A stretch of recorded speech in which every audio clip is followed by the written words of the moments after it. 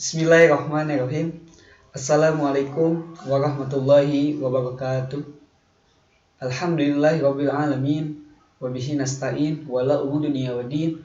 Wassalatu wassalamu ala asyrofil mursalin wa ala alihi washabihi ajmain. Amma ba'd. Alhamdulillah, segala puji hanya milik Allah Subhanahu wa taala, yang mana Allah Subhanahu wa taala telah memberikan kepada kita yaitu beribu nikmat. Di antara nikmatnya itu adalah nikmat iman dan Islam.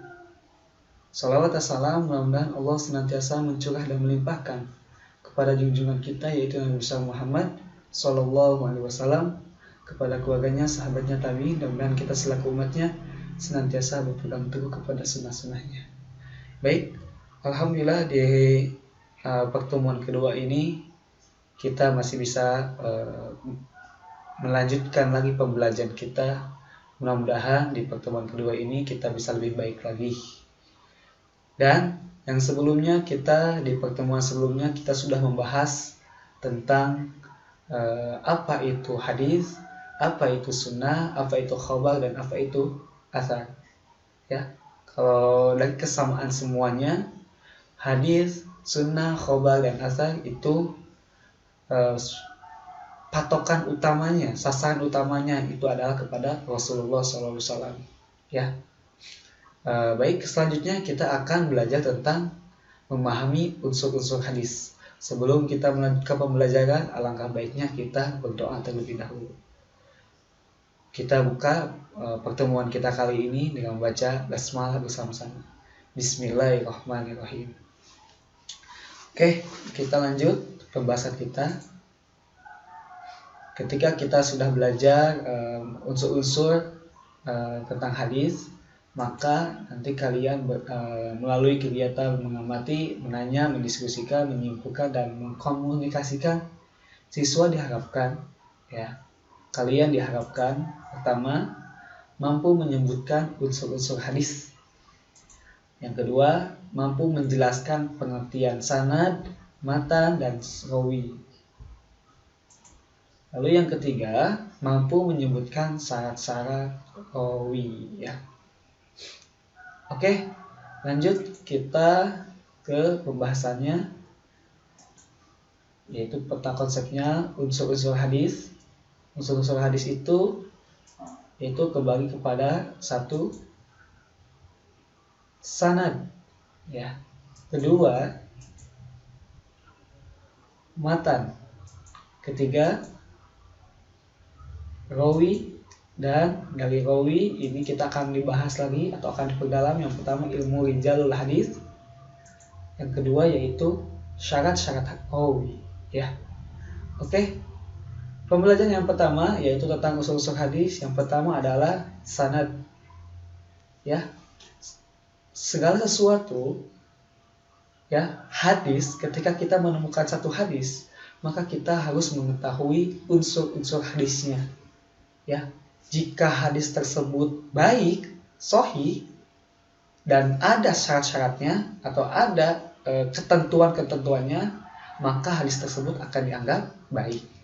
Akan tetapi sebaliknya, jika kita menemukan hadis namun kita tidak tahu siapa itu sanadnya, apa itu matannya, siapa perawinya, maka hal tersebut akan dianggap hadis tersebut tidak baik. Maka kita hari ini akan belajar tentang yang pertama, itu sanad. Apa sih itu sanad? Secara bahasa, sanad berasal dari kata sanada, yang berarti penggabungan sesuatu ke sesuatu yang lain. Artinya dari sesuatu, ya, penggabungan satu ke sesuatu yang lain.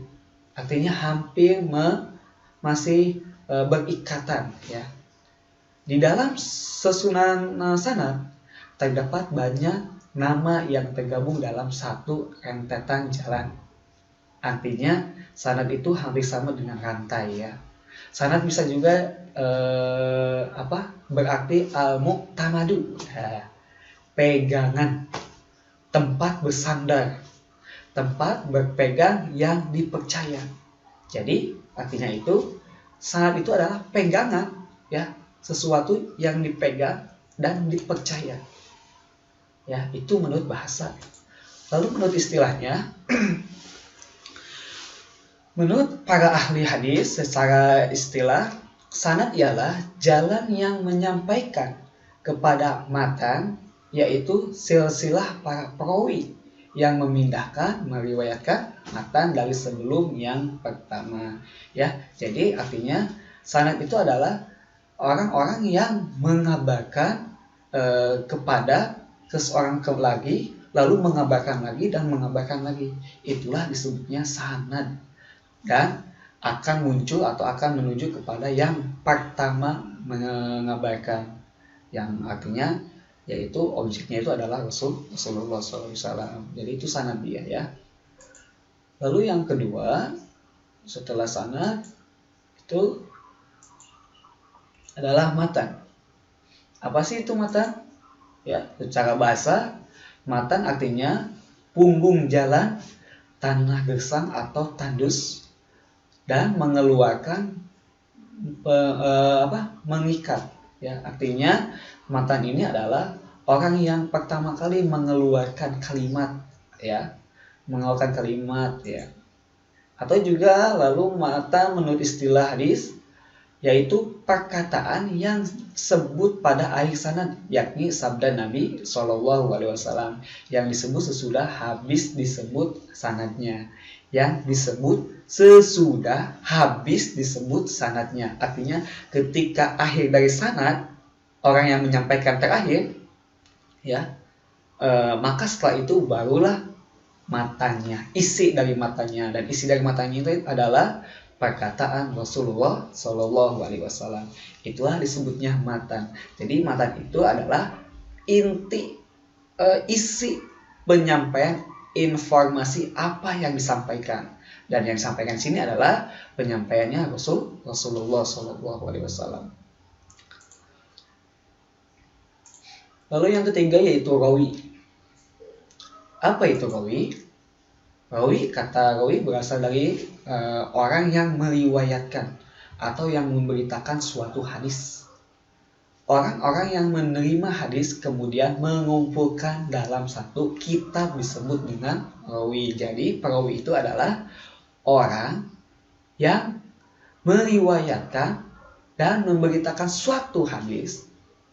Jadi orang-orang ini orang yang paling terakhir, ya, orang yang paling bawah sekali yang membukukan hadis tersebut, ya.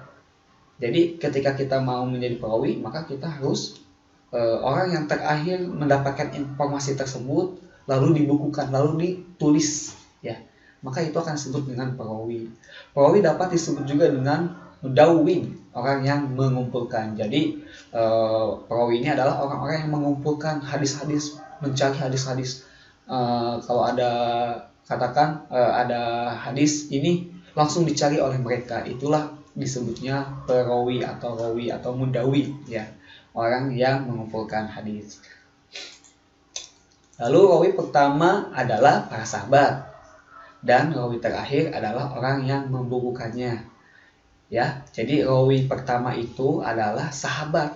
Jadi ketika Rasul berucap atau ketika Rasul sedang mempraktekkan, maka orang yang pertama kali melihat tersebut itu juga disebutnya rawi, ya.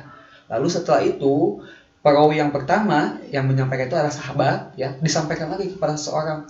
Itu yang yang kedua berarti juga sama perawi, dan sampai yang terakhir seperti, ya, ini adalah Imam Bukhari, Imam Muslim, Imam Ahmad, dan imam-imam yang lainnya, ya. Masih banyak yang disebut dengan 9 para imam hadis yang dipercaya. Oke, setelah kita mengetahui apa itu sanad, apa itu matan, dan apa itu rawi, maka kita cari atau kita lihat contohnya, ya, dari keseluruhan sanad, matan, dan rawi. Kita lihat contohnya. Ini dia contohnya.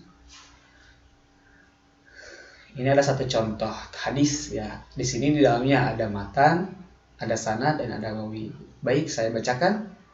Haddatsana Utsman bin Abi Syaibah.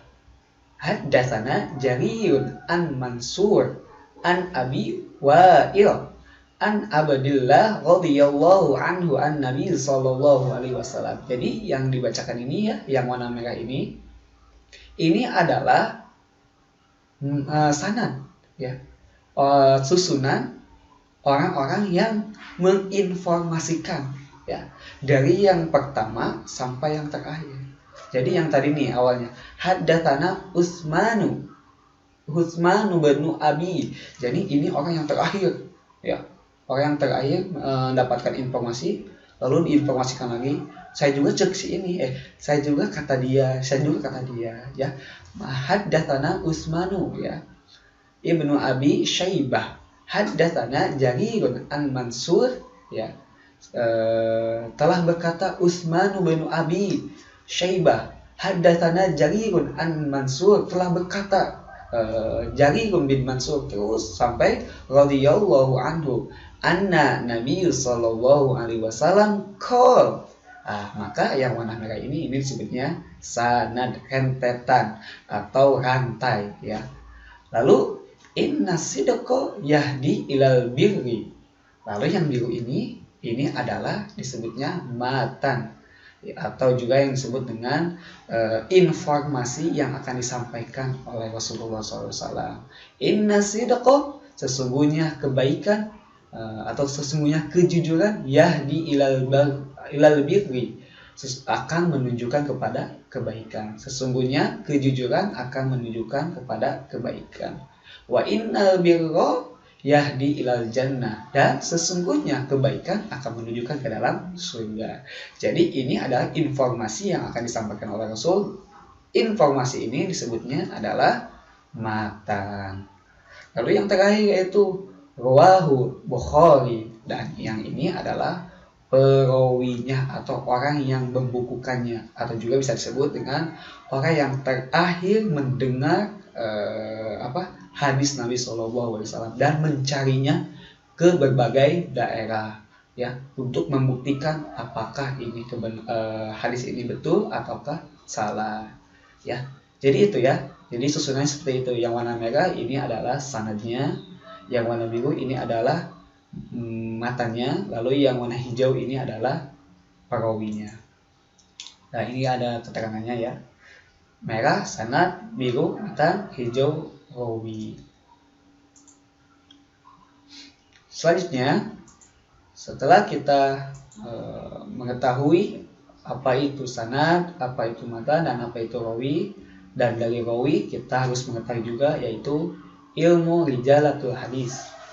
Apa sih itu ilmu rijalatul hadis?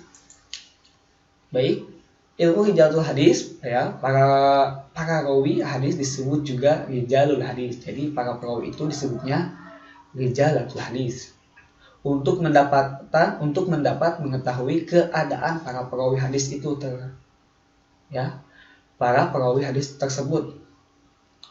Rijalul hadis yaitu ilmu yang membahas para perawi hadis baik dari kalangan sahabat maupun tabi'in dan orang-orang sesudah mereka. Jadi ilmu rijalul hadis ini adalah ilmu yang membahas tentang para perawi ya, baik dari kehidupannya, sifat-sifatnya, masa hidupnya, riwayat hidupnya, dan bermadzhab kepada siapa. Itu adalah yang disebut dengan rijalul hadis. Kita tidak terlalu memperdalam, cuma hanya sekedar mengetahui.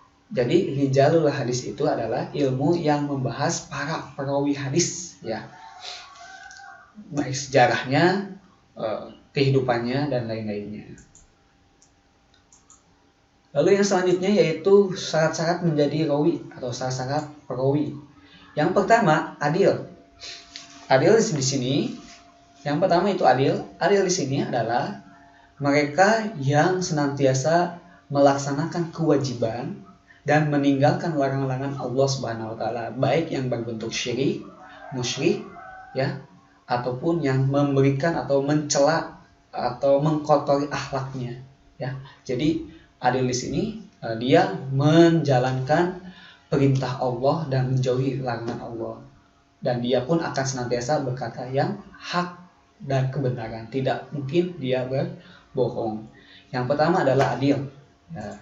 Lalu yang kedua adalah muslim. Nah, ini jelas. Yang kedua adalah muslim, ya. Berarti yang tidak muslim itu bukan disebut rawi, ya. Lalu yang ketiga, baligh. Arti baligh di sini adalah dia yang sudah cukup umur atau yang sudah dewasa dari usia 15 tahun, ya. Lalu yang ketiga, berakal. Nah, berakal. Jadi syarat rawi itu yang keempat ini adalah berakal.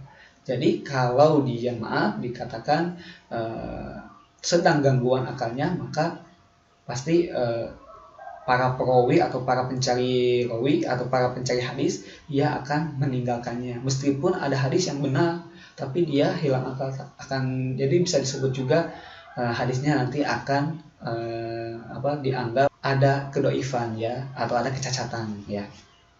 Yang selanjutnya itu tidak pernah melakukan dosa besar, ya. Jadi syarat-syarat perawi itu kita tidak boleh melakukan dosa-dosa besar, ya, baik perbuatan syirik, zina, dan yang lain-lainnya, ya, pokoknya perbuatan-perbuatan besar.